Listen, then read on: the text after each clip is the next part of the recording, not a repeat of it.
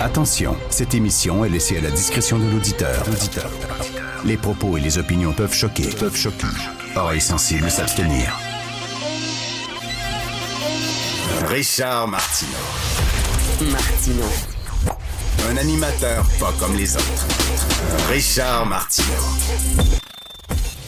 Bonjour, merci d'être fidèle à Cube Radio et Cube Télé. Michel Rivard chantait « Le monde a besoin de magie ». Rappelez-vous ça, c'est une très belle chanson. Et effectivement, ces temps-ci, l'actualité est assez sombre.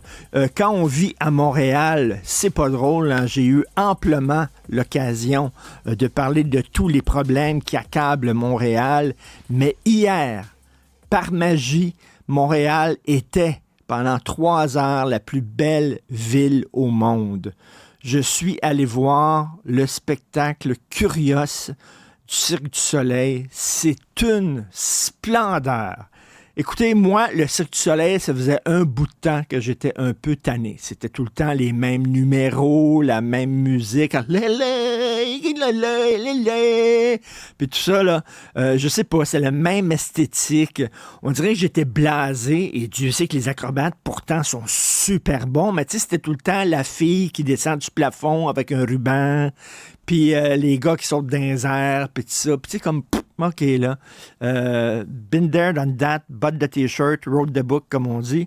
Mais là, ce spectacle-là, que j'avais vu originalement, Curios, c'est pas un nouveau spectacle. Je l'avais vu à l'époque. Et à l'époque, je me disais, c'est le plus beau spectacle du Cirque du Soleil. Mais quand je l'ai vu hier, c'était encore plus magnifique que dans mes souvenirs. C'est vraiment, je vous le dis, même si vous êtes vous aussi un peu blasé des spectacles du Cirque du Soleil, c'est absolument splendide. L'esthétique de ça, c'est vraiment une esthétique Jules Verne, Georges Méliès, les années folles, on parle la fin du 19e siècle, un peu steampunk, un peu Tour Eiffel et tout ça. Curios, ça vient du cabinet des curiosités. Le cabinet des curiosités, c'était des gens au 19e siècle, des gens assez riches qui avaient dans leur salon, justement, comme un cabinet où ils ramassaient toutes sortes de choses. Ça pouvait être des squelettes d'animaux bizarres, ça pouvait être des crânes, des choses. On appelait ça le cabinet des curiosités. Puis là, bon, après avoir mangé, ils disaient « Venez dans mon salon ». Ils prenaient le cigare et le petit brandy. Et là, le gars ouvrait son armoire et son coffre à trésors, puis là, il montrait ça, toutes sortes d'objets exotiques, bizarres, curieux. Alors, c'est un peu inspiré de ça. Je vous le dis, les mots me manquent, c'est d'une beauté. Il n'y a pas un moment où tu dis c'est long, c'est plate. J'ai déjà vu ça. Les gens étaient complètement hystériques hier. On sortait de là, ça faisait un bien fou. Surtout qu'on apprenait de très mauvaises nouvelles hier. Là. Vous savez que la France, l'Allemagne et les États-Unis ont permis à l'Ukraine de bombarder, d'attaquer la Russie. Je ne sais pas si vous comprenez, là. Jusqu'à maintenant, Zelensky et l'armée ukrainienne avaient c'était une opération défensive, ils étaient sur le défensif, mais là, leurs alliés, donc, je répète, l'Allemagne, la France, les États-Unis, disaient à l'Ukraine, OK, on te donne la bénédiction, tu peux attaquer la Russie. Vous imaginez, là, l'ours russe, là, va répliquer, c'est sûr et certain. Et je regardais les nouvelles hier et je me disais, ça sent vraiment pas bon. Est-ce qu'ils vont répliquer comment? On le sait pas, mais c'est certain que Poutine ne laissera pas faire ça sans réagir. Et on le sait que le vent a tourné. Il y avait une avancée de l'Ukraine depuis quelque temps, mais là, c'est vraiment... les Russes qui ont pris le dessus.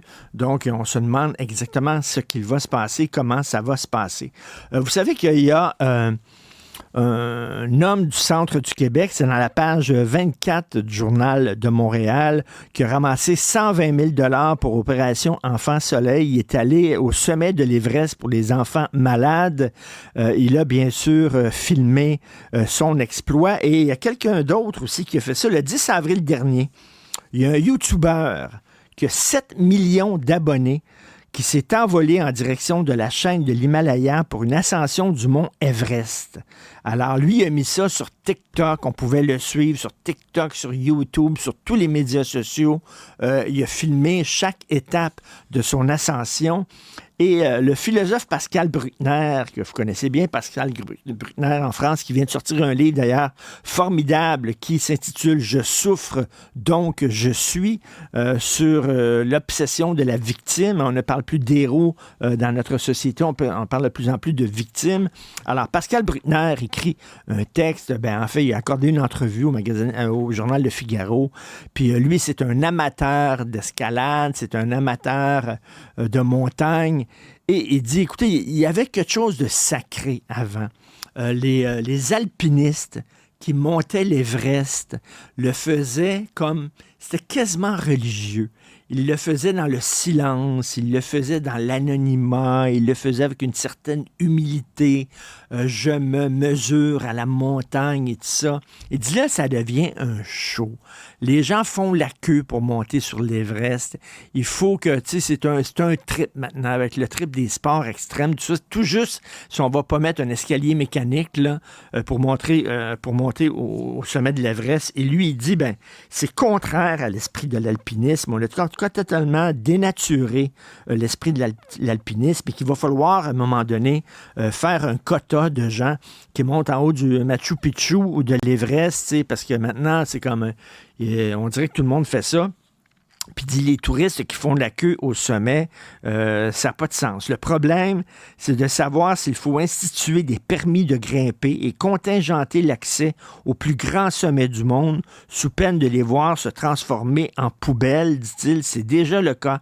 Des millions de tonnes de déchets sont laissés par les grimpeurs, sans oublier les morts. Les gens se poussent, se bousculent et les plus faibles agonisent. Et dit que c'est vraiment une perversion de l'esprit d'alpinisme. Donc, vous pouvez lire ça dans le journal Le Figaro. Le PQ propose de mettre un fleur-de-lysée dans toutes les salles de classe pour rappeler aux étudiants qu'ils sont au Québec.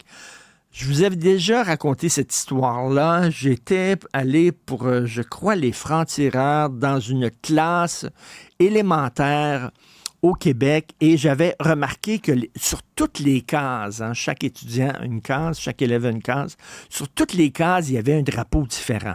Un drapeau du Mexique, un drapeau de l'Algérie, un drapeau de la Pologne, et tout ça.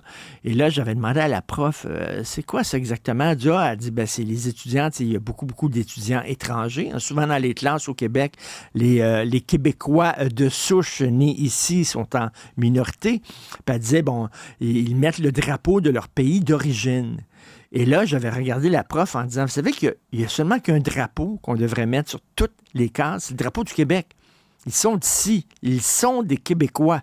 À un moment donné, il faut que tu coupes tes attaches avec ton pays d'origine. Je comprends que c'est certain que, mettons, si tu es un Français, tu vis au Québec, tu as un attachement pour ton équipe sportive, par exemple, préférée, là.